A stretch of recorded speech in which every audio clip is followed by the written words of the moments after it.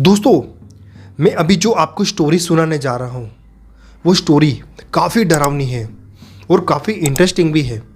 जब मैंने खुद ने इसे पढ़ी तो मैं भी थोड़ा एकदम शॉक हो गया कि यार ये सही में ऐसा हो सकता है। तो चलो मैं आपका टाइम वेस्ट ना करते हुए इस कहानी को शुरू करते हैं।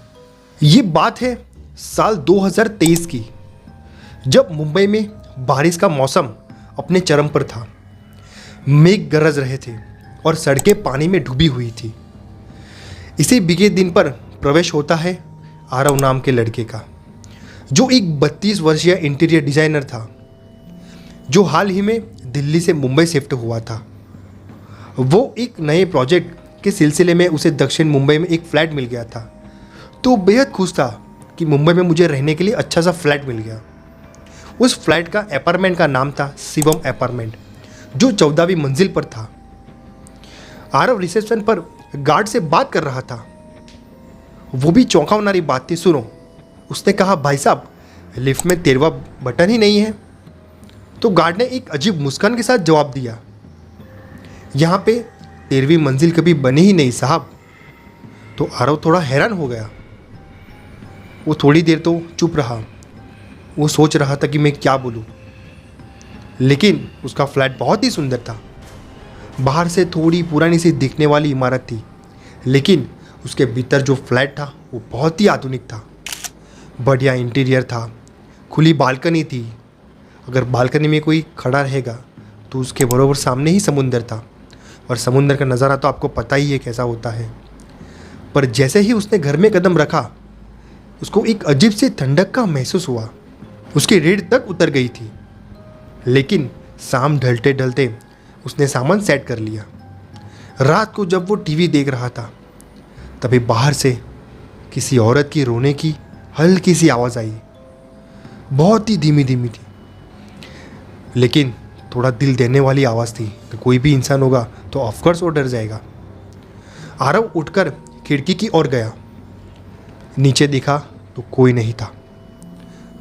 उसने कंधे उचकाए और खुद को समझाया, शायद किसी पड़ोसी के घर से आ रही होगी ये आवाज़।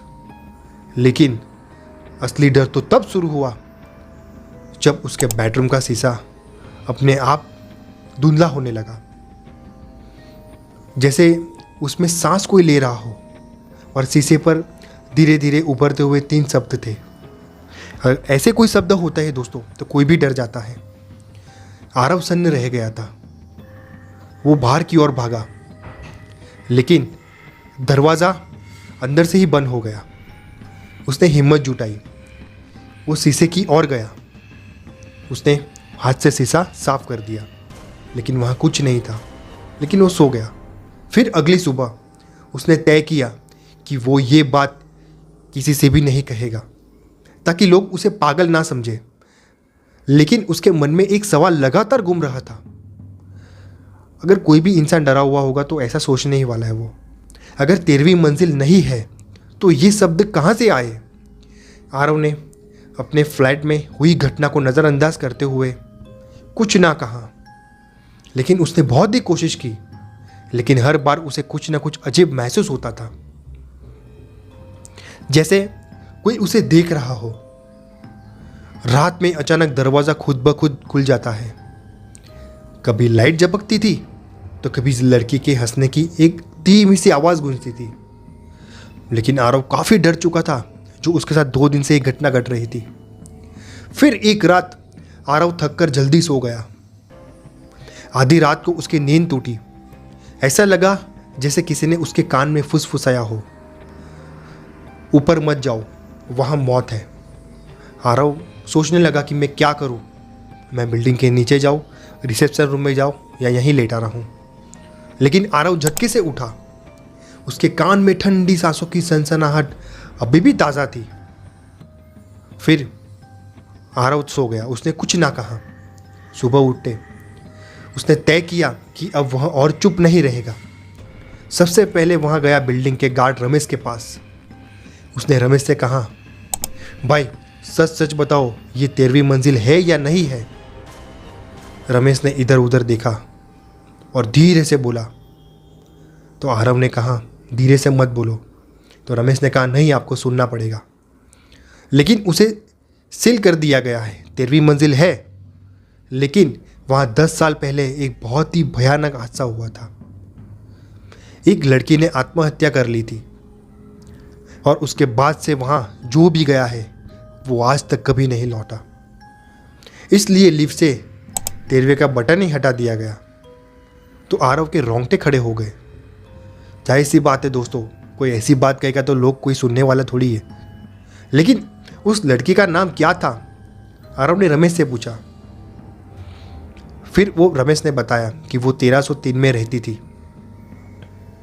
अब आरव के मन में ये रहस्य और गहरा हो जाता था कि अब मैं क्या करूं, फ्लैट को खाली कर दूं या इसे ऑनर को बताऊं। लेकिन वो वही फ्लैट में गया। फिर अगली रात आरव जब लिफ्ट में गया तो देखा कि बटन पर हल्की सी स्क्रैचिंग हो रही है, जैसे कोई कील से 13वें का निशान बना रहा हो। अचानक लिफ्ट की बत्तियां बंद हो गई और लिफ्ट नीचे जाने लगी, पर बटन पर कोई मंजिल नहीं दिख रही थी। लेकिन लिफ्ट रुकी, दरवाज़ा खुला। सामने बहुत ही अंधेरा था, बहुत ही बड़ी खामोशी छाई हुई थी।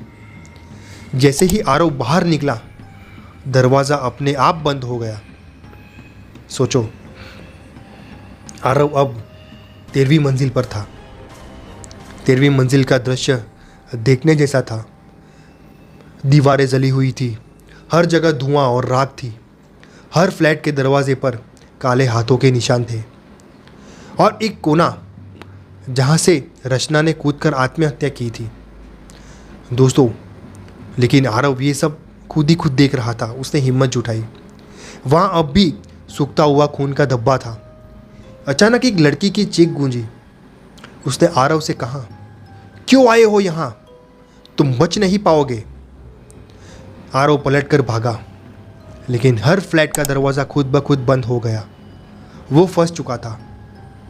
आरव ने सोचा, अब मैं क्या करूं? आरव की सांस खुद ब खुद बंद हो गई थी। लेकिन आरव ने जब दरवाज़ा खोला लिफ्ट का, तो लिफ्ट के अंदर जो नज़ारा था वो देखने लायक था।